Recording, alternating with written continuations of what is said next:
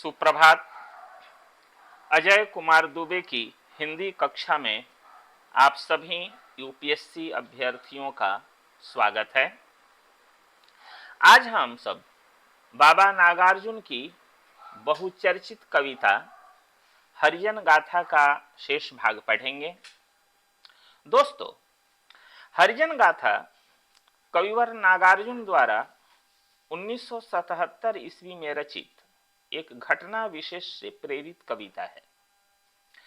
27 मई 1973 ईस्वी को बिहार के बेलछी नामक स्थान पर एक सामाजिक दुर्घटना हुई, जिसमें पहली बार उच्च वर्णों की भीड़ द्वारा हरिजन वर्ग के कुछ व्यक्तियों को जिंदा जला दिया गया। इस घटना ने सभी बुद्धिजीवियों और संवेदनशील व्यक्तियों को भीतर तक हिला दिया। इसी घटना पर नागार्जुन की प्रतिक्रिया हरिजन गाथा के रूप में व्यक्त हुई है। नागार्जुन दलितों का उद्धार नहीं करना चाहते हैं, वे दलित समाज से प्रेम करते हैं। जाति व्यवस्था की विषमताओं के प्रति उनकी घृणा का प्रमाण है कि जिस प्रकार अंबेडकर ने हिंदू धर्म त्याग कर बौद्ध धर्म स्वीकार किया था, वैसे ही नागार्जुन भी बौद्ध धर्म में दीक्षित हुए। वे इस घटना से इतने क्षुब्ध थे कि उनकी भावनाएं लगातार अनियंत्रित होती गईं। उनकी ऐसी मन स्थिति एक और कविता में लक्षित होती है। रोता हूं, लिखता जाता हूं, कवि को बेकाबू पाता हूं। तो हरिजन गाथा कविता जो हम पढ़ रहे हैं, उसके शेष भाग की चर्चा अभी हो रही है। तो जहां तक हम लोग पढ़े थे,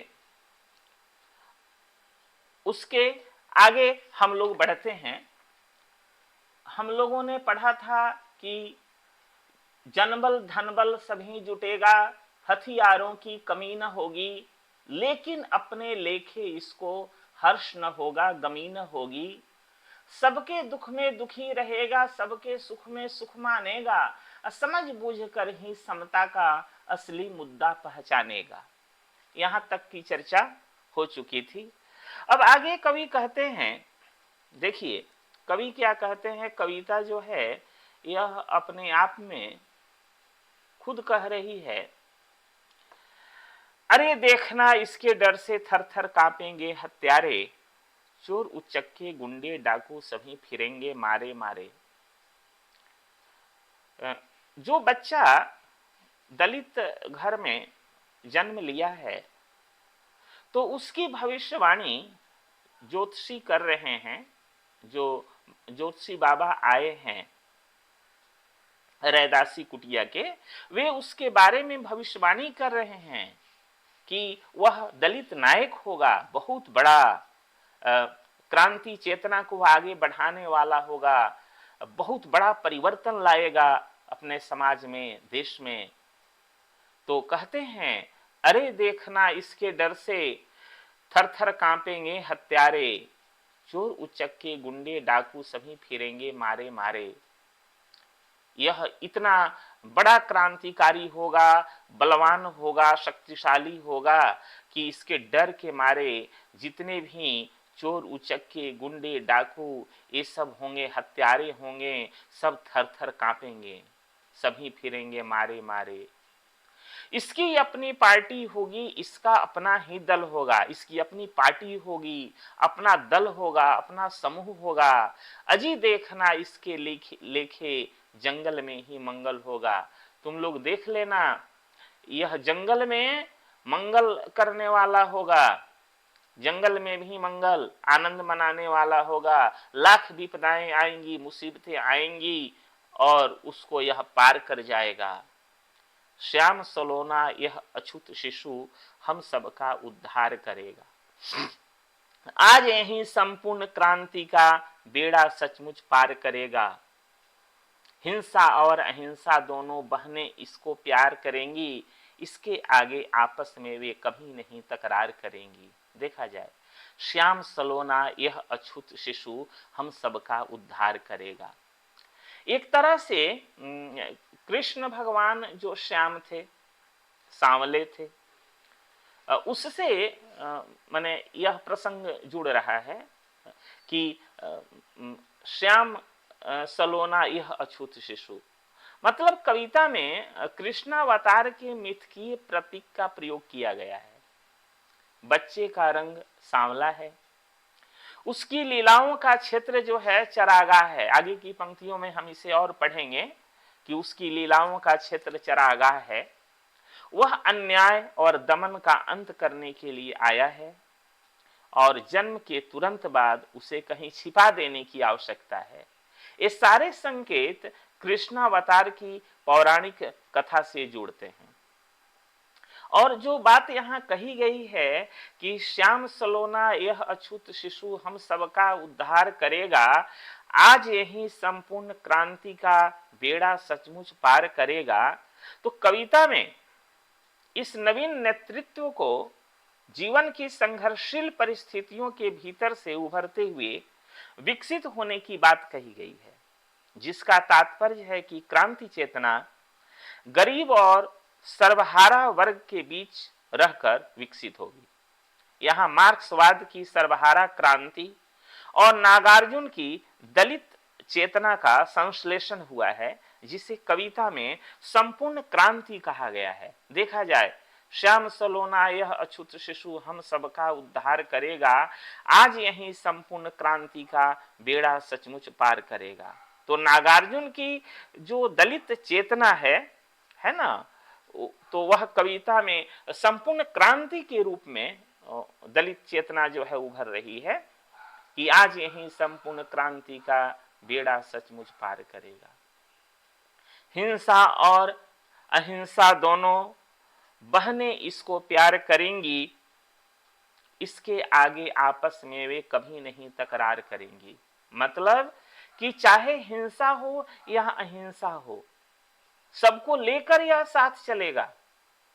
दोनों बहनों की बात यहाँ की जा रही है। देखिए, मानवीकरण अलंकार है यहाँ। हिंसा और अहिंसा को बहनों के रूप में, एक लड़की के रूप में देखा जा रहा है कि हिंसा और अहिंसा दोनों बहनें इसको प्यार करेंगी। मतलब यह हिंसा और अहिंसा दोनों को साथ लेकर के चलेगा। जहां जरूरत होगी वहां हिंसा भी करेगा, और जहां हिंसा की आवश्यकता नहीं होगी, अहिंसा से जहां काम बनता हुआ दिखेगा, वहां वह अहिंसा का साथ लेगा। है ना? देखिए, हिंसा और अहिंसा दोनों बहनें इसको प्यार करेंगी, इसके आगे आपस में वे कभी नहीं तकरार करेंगी। मतलब हिंसा और अहिंसा का जो भेद है वह कभी आड़े नहीं आएगा, इसके आगे आपस में वे कभी नहीं तकरार करेंगी।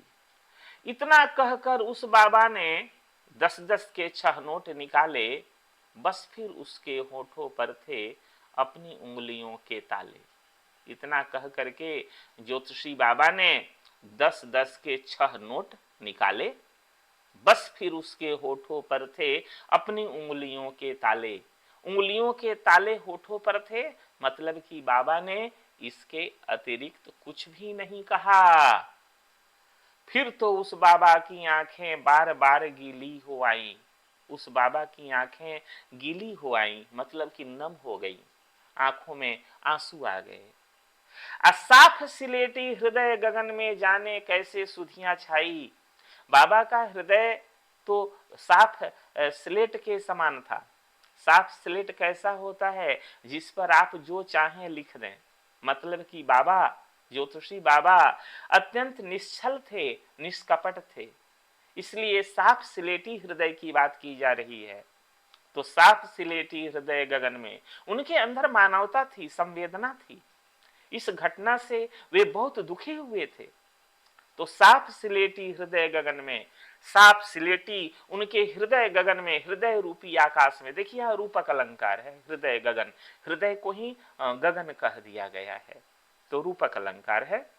तो साफ सिलेटी यहाँ अनुप्रास अलंकार है, स की आवृत्ति हुई है। देखा जाए, शिल्प सौंदर्य ही साथ साथ चलता रहे।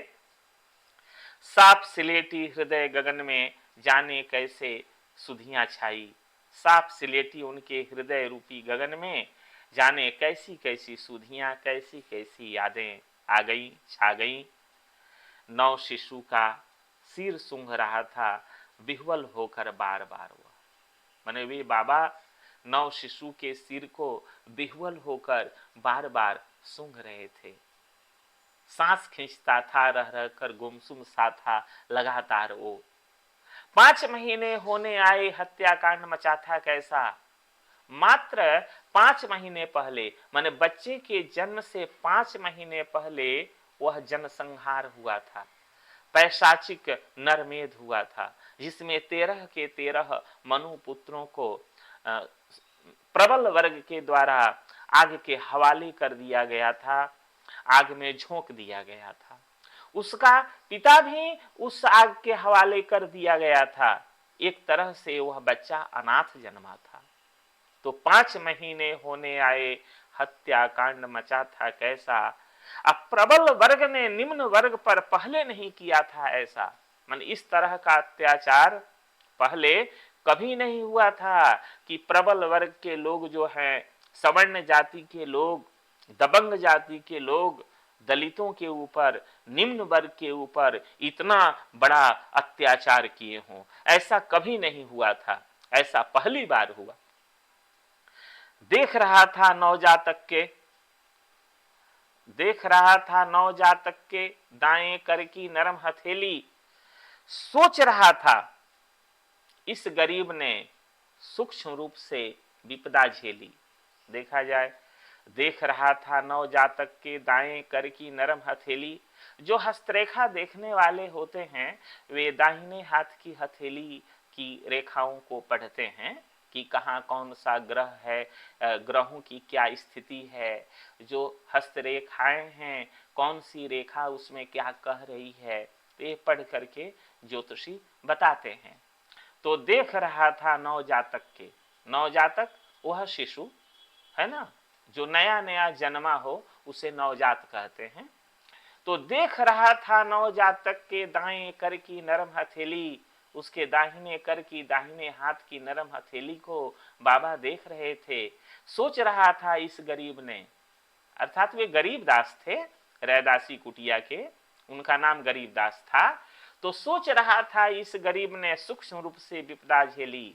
उस गरीबदास ने यह सोचा कि यह बालक सूक्ष्म रूप से बहुत सारी विपदाओं को झेल चुका है।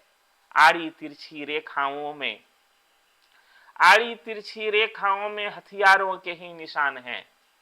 इसकी हथेली में जो आड़ी तिरछी रेखाएं हैं उसमें हथियारों के निशान हैं। खुखरी है, बम है, असी भी है। असी कहते हैं तलवार को, गणासा भाला प्रधान है। मतलब खुखरी, बम, तलवार, गंडासा, भाला ये सब हैं। मतलब कि जो उनके ऊपर, उनके समुदाय के ऊपर जो प्रबल वर्ग के द्वारा अन्याय अत्याचार हुआ है या हो रहा है, उसका बदला यह बालक अवश्य लेगा। जब यह बड़ा होगा, अपने समय का बहुत बड़ा नायक होगा, खूंखार नायक होगा और इसका बदला अवश्य लेगा। कारण कि इसकी हथेलियों के निशान बतला रहे हैं कि खुखरी है, बम है, असी भी है, गणासा भाला प्रधान है। दिल ने कहा दलित माओं के सब बच्चे अब बागी होंगे, अग्निपुत्र होंगे, वे अंतिम विप्लव में सहभागी होंगे। देखिए, दिल ने कहा, बाबा जो गरीबनाथ हैं, गरीबदास, उनका दिल यह कह रहा है कि दलित माओं के, माने दलित माताओं के अब जितने बच्चे पैदा होंगे वे सभी बागी होंगे, अग्निपुत्र होंगे। वे एक तरह से अग्निपुत्र होंगे, अग्नि के समान प्रज्वलित उनके विचार होंगे, अंतिम विप्लव में सहभागी होंगे और जो उनके द्वारा विनाश किया जाएगा, विप्लव अर्थात विनाश, उसमें वे सहभागी होंगे। दिल ने कहा, अरे यह बच्चा सचमुच अवतारी बराह है, इसकी भावी लीलाओं की सारी धरती चरागाह है। तो चरागाह की चर्चा तो मैंने की थी पहले। जरा आप यहाँ देखें कि दिल ने कहा दलित माओं के सब बच्चे अब बागी होंगे, अग्निपुत्र होंगे वे, अंतिम विप्लव में सहभागी होंगे। यह क्रांति चेतना सिर्फ वैयक्तिक नहीं होगी, बल्कि वंचित वर्ग की संपूर्ण नई पीढ़ी इसमें शामिल होगी। वंचित वर्ग के सदस्य एक झटके में सारे शोषण और अन्याय को समाप्त कर देंगे। वर्तमान संदर्भ में कविता की ये पंक्तियां दिल्ली के जंतर मंतर पर कॉकरोच जनता पार्टी के बृहत क्रांतिकारी आंदोलन की ओर संकेत करती हुई दिखाई देती है। हालांकि नागार्जुन को इसका अनुमान नहीं हुआ होगा। जहां दलित नायक अभिजीत दीपके के नेतृत्व में सरकार का तानाशाही रवैया छूमंतर हो गया और प्रदर्शनकारियों के समक्ष सरकार को घुटने टेकने पड़े। शिक्षा मंत्री धर्मेंद्र प्रधान को जो इस्तीफा नहीं देने पर तुले हुए थे, उन्हें मजबूरन इस्तीफा देना पड़ा। ज्योतिषी बाबा की भविष्यवाणी सच होती हुई प्रतीत हो रही है।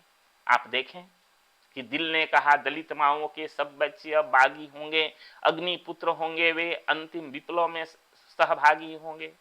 दिल ने कहा अरे यह बच्चा सचमुच अवतारी वराह है। वराह का शाब्दिक अर्थ होता है सुअर। तो विष्णु का जो तीसरा अवतार है, भगवान विष्णु का तीसरा अवतार वराह रूप माना जाता है। पौराणिक गाथाओं में ऐसा वर्णन है कि हिरण्याक्ष नामक असुर ने पृथ्वी को चुराकर समुद्र की अथाह गहराई में छुपा दिया था। तब भगवान विष्णु ने एक विशाल वराह का रूप धारण कर पृथ्वी का उद्धार किया था। ठीक उसी तरह से इस पृथ्वी पर जब अन्याय अत्याचार बहुत बढ़ जाएगा प्रबल वर्ग का, तो यह बच्चा अवतारी वराह के रूप में संपूर्ण सृष्टि में परिवर्तन ला देगा, है ना। और सचमुच अवतारी वराह है, इसकी भावी लीलाओं की सारी धरती चरागाह है। दिल ने कहा अरे हम तो बस पिटते आए रोते आए। देखिए, दिल ने कहा अरे हम तो बस पीटते आए रोते आए, हमारे नसीब में बस पीटना लिखा था, रोना लिखा था, वही होता आया। बकरी के खुर जितना पानी उसमें 100-100 गोते खाए। बकरी के खुर में कितना पानी अटेगा? बहुत कम। तो यहाँ अभाव की बात की जा रही है कि हम बहुत अभाव में जीते आए। बकरी के खुर जितना पानी उसमें 100-100 गोते खाए। बकरी के खुर इतने पानी में 100-100 डुबकियां लगाना कितना मुश्किल है। अर्थात बहुत कम में हम लोगों ने जीवन जिया, बहुत अभाव में जीवन जिया। दिल ने कहा अरे यह बालक निम्न वर्ग का नायक होगा। बाबा का दिल कह रहा है कि यह जो बालक होगा निम्न वर्ग का नायक होगा, दलितों का वह नायक होगा, नई ऋचाओं का निर्माता, नए वेद का गायक होगा। वेदों की जो पंक्तियां हैं उसे हम ऋचाएं कहते हैं। तो नई ऋचाओं का निर्माता, वह नई ऋचाओं का निर्माता होगा। तो नई ऋचाओं का निर्माता कहने का क्या अभिप्राय है दोस्तों? अर्थात परिवर्तनकारी होगा। समाज में जो कुछ अन्याय हो रहा है, अत्याचार हो रहा है, जो भ्रष्टाचार व्याप्त है, जो तानाशाही है, सबको खत्म करेगा। नई ऋचाओं का निर्माता, नए वेद का गायक होगा। होंगे इसके 100 सहयोद्धा, इसके साथ साथ 100-100 हजारों हजार सहयोद्धा होंगे, इसके साथी होंगे, लाख-लाख जन अनुचर होंगे, लाख-लाख लोग जो हैं इसके अनुचर होंगे, इसके पीछे पीछे चलने वाले होंगे। तो आपने देख लिया किस तरह क्रांति की मशाल जो जल रही थी जंतर मंतर पर, और कितने युवा वहां आए थे हजारों की संख्या में, और सरकार को वहां झुकना पड़ा। ये सिर्फ एक उदाहरण नहीं है, बल्कि ऐसे बहुत सारे उदाहरण धरे पड़े हैं जब इन लोगों के सामने प्रबल वर्ग को, सरकार को घुटने टेकने पड़े हैं और पड़ेंगे। कारण कि इन लोगों का अत्याचार जो है वह पराकाष्ठा पर पहुंच चुका था। तब ज्योतिषी बाबा ऐसी भविष्यवाणी कर रहे हैं गरीबदास इस तरह की भविष्यवाणी कर रहे हैं कि यह दलितों का नायक होगा, इसके इसके हाथ की जो लकीरें हैं उसमें बम, खुखड़ी, भाला, गणासा ये सब है। यह हर तरह से अन्याय अत्याचार को मिटाने के लिए अवतार लिया है बच्चा। देखिए लाख लाख जन अनुचर होंगे, होगा कर्म वचन का पक्का। यह कर्म और वचन का पक्का होगा। फोटो इसके घर घर होंगे और इसका फोटो जो है वह घर घर में होगा। भाव यह है कि यह बहुत ख्याति को प्राप्त करेगा, इसे बहुत यश मिलेगा, लोग इसको बहुत सम्मान देंगे। दिल ने कहा, अरे इस शिशु को दुनिया भर में कीर्ति मिलेगी। आ गई बात। बाबा का दिल कह रहा है कि इस शिशु को, इस बच्चे को संपूर्ण संसार में, सारी दुनिया में कीर्ति मिलेगी, मतलब कि यश मिलेगा। इस कलुए की तदबीरों से शोषण की बुनियाद हिलेगी। तदबीर किसे कहते हैं? जो योजना है, प्रयास है, युक्ति है, कोई उपाय है, वही तदबीर है। यह फारसी शब्द है। तो इस कलुए की तदबीरों से, कलुआ इसलिए कि उसका रंग काला है, सांवला है, तो बाबा कहते हैं कि इस कलुए की तदबीरों से, यह जो कलुआ है इसके प्रयास से शोषण की बुनियाद हिलेगी। जो पूंजीपतियों का, सवर्णों का जो शोषण चल रहा है ना, उसकी नींव तक हिल जाएगी, अर्थात वह सब कुछ समाप्त हो जाएगा, शोषण की बुनियाद हिलेगी। दिल ने कहा, अभी जो भी शिशु, दिल ने कहा अभी जो भी शिशु इस बस्ती में पैदा होंगे सबके सब सुरमा बनेंगे, सबके सब ही शैदा होंगे। बाबा का दिल कह रहा है कि इस बस्ती में जो भी बच्चे अब पैदा होंगे वे सब के सब सुरमा बनेंगे, बहुत बड़े वीर बनेंगे, बहुत बड़े योद्धा बनेंगे, सबके सब ही शैदा होंगे। और सब के सब शैदा होंगे। शैदा का क्या अर्थ होता है? जिसके अंदर एक जुनून हो किसी चीज को पाने की, वह शैदा है। तो उन बच्चों में परिवर्तन का जुनून होगा, क्रांति का जुनून होगा, आंदोलन का जुनून होगा, है ना। सबके सभी शैदा होंगे, बहुत जुनूनी होंगे, सूध बूध खो देने वाले ऐसे वीर योद्धा होंगे कि जो चाहेंगे वे कर दिखाएंगे। 10 दिन वाले श्याम सलोने शिशु मुख की यह छटा निराली, माने 10 दिन वाले श्याम सलोने, मात्र 10 दिन का वो बच्चा था, उसके सांवले सलोने मुख पर ऐसी छटा थी, ऐसी निराली छटा थी कि दिल ने कहा भला क्या देखें नजरें गीली पलकों वाली। माने अब हम क्या देखें, बाबा की नजरें गीली हैं, उनकी पलकें नम हैं। थाम लिए बिहुबल बाबा ने अभिनव लघु मानव के मृदु पग, पाकर इनके परस जादुई भूमि अकंटक होगी लगभग। देखिए थाम लिए बिहुबल बाबा ने, बाबा गरीबदास अत्यंत बिहुबल होकर, अत्यंत भाव में आकर अभिनव लघु मानव के मृदु पग, तो वह शिशु, अभिनव कहते हैं नया को, बिल्कुल नवीन नया, लघु मानव छोटा मानव, तो बच्चा है ना, इसलिए लघु शब्द का प्रयोग किया है ना कवि ने। तो अभिनव लघु मानव के मृदु पग, मृदु मतलब कोमल, है ना, कोमल, पग मने पैर। तो थाम लिए बिहुबल बाबा ने, बाबा बिहुबल होकर उस अभिनव शिशु के कोमल पग को छूते हैं, थाम लेते हैं और कहते हैं पाकर इनके परस जादुई, मन इन चरणों के जादुई स्पर्श से, परस माने स्पर्श, जादुई स्पर्श से, जादुई मतलब चमत्कारी, ऐसा चमत्कार होगा इस बच्चे के द्वारा। पाकर इनके परस जादुई, इसके जादुई परस से, स्पर्श से भूमि अकंटक होगी लगभग, लगभग यह भूमि जो है अकंटक हो जाएगी, मतलब कि कांटों रहित हो जाएगी, मतलब कि कहीं कोई कांटा नहीं होगा, कहीं कोई बाधा नहीं होगी, इस भूमि पर, पृथ्वी पर कहीं अन्याय अत्याचार नहीं होगा। यह बच्चा शोषण की बुनियाद तक हिला देगा। बिजली की फुर्ती से बाबा उठा, वहां से बाहर आया। इतना कहते ही बिजली की फुर्ती से, माने तेजी से, बाबा वहां से उठ गए। उठा, वहां से बाहर आया। वे वहां से उठ गए, बाहर आ गए। और वह था मानो पीछे पीछे, है ना, आगे थी भास्वर शिशु छाया। बाबा तो पीछे पीछे चल रहे थे, समझ लीजिए, आगे थी भास्वर शिशु छाया।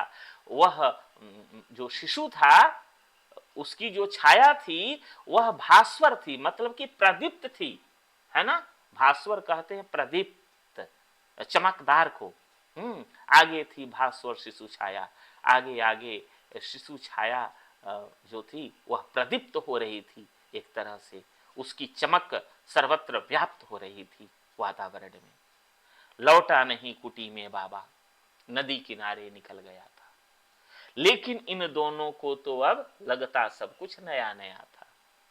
तो लौटा नहीं कुटी में बाबा, बाबा कुटी में तो नहीं लौटे, नदी किनारे निकल गया था, वे नदी के किनारे निकल गए। लेकिन इन दोनों को तो अब कौन, एक वयस्क एक बुजुर्ग, है ना, एक बुद्धू है और एक खदेरन। देखिएगा, नदी किनारे निकल गया था, लेकिन इन दोनों को तो अब लगता सब कुछ नया नया था। लेकिन इन दोनों को अब सब कुछ नया नया लग रहा है, सब कुछ नया नया लग रहा है। सुनते हो, बोला खदेरन। दरअसल नागार्जुन ने 3 खंडों में यह कविता लिखी है, तो यहां से उनका तीसरा खंड शुरू हो रहा है। मैंने सिर्फ 2 भागों में इसे पढ़ाया है ना। तो यहां से देखिए, बिल्कुल गद्यात्मक शैली में कविता चल रही है। और इसके पहले एक उत्साह है बाबा के अंदर दूसरे खंड में, तो उत्साह होने की वजह से जो दूसरा खंड है वह गत्यात्मक है, एक तरह से ज्ञात्मक है। तो सुनते हो, बोला खदेरन, बुद्धू भाई देर नहीं करनी है इसमें, चलो कहीं बच्चे को रखा में। खदेरन बोलता है कि बुद्धू भाई सुन रहे हो ना, देर नहीं करनी है इसमें, इसमें देरी नहीं करनी है, चलो कहीं बच्चे को रखावें, चलो हम लोग बच्चे को कहीं रखाते हैं। बतला गए हैं अभी अभी गुरु महाराज, अभी अभी गुरु महाराज हम लोगों को यही ना बतलाए हैं कि इस बच्चे को इस समाज से, इस जगह से दूर कर दें, इसकी माँ को भी कहीं ले जाकर के वहीं रख दें, बच्चे को माँ सहित हटा देना है कहीं फौरन बुद्धू भाई। खदेरन कहता है कि इस बच्चे को माँ सहित कहीं हटा देना है फौरन, तुरंत। बुद्धू ने अपना माथा हिलाया खदेरन की बात पर, एक नहीं 3 बार बोला, मगर एक शब्द भी नहीं। खदेरन की बात पर बुद्धू ने अपना माथा हिलाया, अर्थात उसने एक तरह से स्वीकारात्मक संदेश दिया कि ठीक है भाई, लेकिन बोला कुछ भी नहीं। एक नहीं 3 बार केवल माथा हिला दिया, बोला मगर एक शब्द नहीं। व्याप रही थी गंभीरता चेहरे पर, उसके चेहरे पर गंभीरता व्याप रही थी। था भी तो वही उम्र में बड़ा, खदेरन से बुद्धू जो है उम्र में बड़ा था, माने 70 से कम का तो भला क्या रहा होगा। समझिए कि 70 से उसकी उम्र जो थी वह ज्यादा ही थी। तो चलो उठो, फौरन उठो, तो चलो उठो, फौरन उठो, शाम की गाड़ी से निकल चलेंगे, शाम की जो गाड़ी है उसी से हम लोग निकल चलेंगे, मालूम नहीं होगा किसी को, किसी को पता भी नहीं चलेगा। लौटने में 3-4 दिन तो लग ही जाएंगे, लौटने में 3-4 दिन लग जाएंगे। बुद्धू भाई तुम तो अपने घर जाओ। खदेरन बोलता है कि बुद्धू भाई तुम अपने घर चले जाओ, खाओ पियो आराम कर लो, रात में गाड़ी के अंदर जागना ही तो पड़ेगा, रास्ते के लिए थोड़ा चना चबेना जुटा लेना, मैं इतने में करता हूं तैयार, समझा बुझाकर सुखिया और उसकी सास को।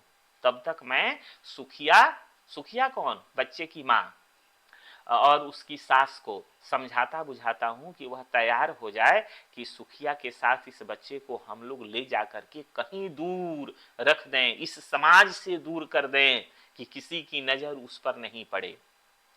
बुद्धू ने पूछा, धरती टेक कर उठते उठते, तो बुद्धू ने पूछा, धरती टेक कर उठते उठते, धरती टेक करके, है ना, धरती का सहारा लेकर उठते उठते बुद्धू ने पूछा कि झरिया, गिरिडीह, बोकारो कहाँ रखोगे छोकरे को?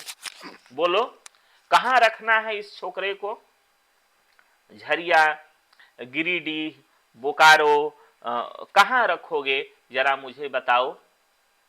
वही ना जहां अपनी बिरादरी के कुली मजदूर होंगे 150, अपनी बिरादरी के लोग जहां पर कुली होंगे, मजदूर होंगे 150 की संख्या में, 4-6 महीने बाद ही कोई काम पकड़ लेगी सुखिया भी, तो 4-6 महीने अपने खर्चा से रहना होगा।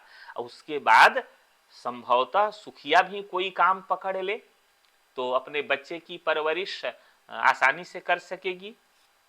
और फिर अपने आप से धीमी आवाज में कहने लगा बुद्धू। बुद्धू जो है वह धीमी आवाज में अपने आप से कहने लगा, छोकरे की बदनसीबी तो देखो, ये छोकरा कितना बदनसीब है, यह तो देखो, माँ के पेट में था तभी इसका बाप भी झोंक दिया गया उसी आग में। जब यह माँ के गर्भ में था तभी इसका बाप भी आग के हवाले कर दिया गया। जन्म से मात्र 5 महीने पहले की तो बात है। बेचारी सुखिया जैसे तैसे पाल ही लेगी इसको, है ना, चिंता अधिक करने की जरूरत नहीं है। जो सुखिया है जैसे तैसे इसको पाल ही लेगी। मैं तो इसे साल साल देखाया करूंगा, हर साल जाकर मैं इसको देखाया करूंगा, जब तक है चलने फिरने की ताकत चोले में। चोला कहते हैं देह को, शरीर को। जब तक इस देह में चलने फिरने की ताकत है तब तक मैं साल साल माने हर साल इस बच्चे को, इसकी माँ को दिखाया करूंगा। तो क्या आगे भी इस कलुए के लिए भेजते रहेंगे खर्ची गुरु महाराज? खदेरन कहता है कि क्या आगे भी इस कलुए के लिए खर्ची भेजते रहेंगे गुरु महाराज? इतना तो कह देता है, उसे लगता है कि आगे तो संभव नहीं है, इसलिए सुखिया कहीं कामधाम पकड़ लेगी तो अपने बच्चे की परवरिश कर लेगी। देखा जाए, बढ़ आया बुद्धू अपने छप्पर की तरफ, बढ़ाया बुद्धू अपने छप्पर की तरफ।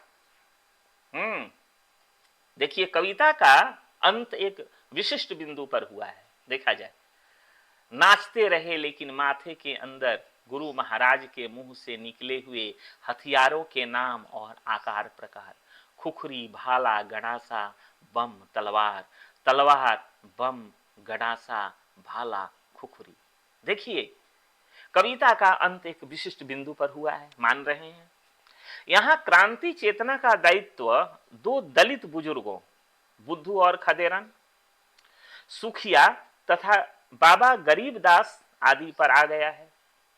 अर्थात यह समाज धर्म की चेतना से मुक्त होकर जीवन की वास्तविक स्थितियों को समझ चुका है और अब वास्तविक संघर्ष के लिए तैयार है। कविता की अंतिम पंक्तियों में क्रांति चेतना का चरम उत्कर्ष दिखाई देता है, जहां दलित समाज के बुजुर्ग भी हथियारों के बारे में सोचने लगे हैं। ये देखिए दलित समाज के जो बुजुर्ग हैं, खदेरन हैं और ये बुद्धू हैं, ये सब भी हथियारों की बात सोच रहे हैं। देखिए बढ़ आया बुद्धू अपने छप्पर की तरफ, नाचते रहे लेकिन माथे के अंदर कई तरह के विचार उद्वेलित हो रहे हैं। गुरु महाराज के मुख से निकले हुए, है ना, ये शब्द, ये सब याद कर रहे हैं, स्मरण कर रहे हैं कि गुरु महाराज के मुंह से ये शब्द निकले थे, ये हथियारों के नाम निकले थे और उसका आकार प्रकार, खुखरी, भाला, गणासा, बम, तलवार, बम, गणासा, भाला, खुखरी। दोस्तों